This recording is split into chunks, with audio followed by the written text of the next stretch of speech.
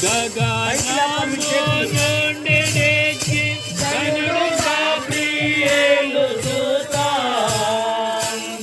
గగనము నుండి దిగి ఘనుడు గాబ్రియేలు దూత తగినట్టు చెప్పేవారి మిగుల సంతోష వార్త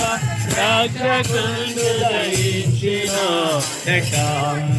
మన కొరకు పరమారక్షకుడు దయించినాడట వర్తమానము చెప్పిదు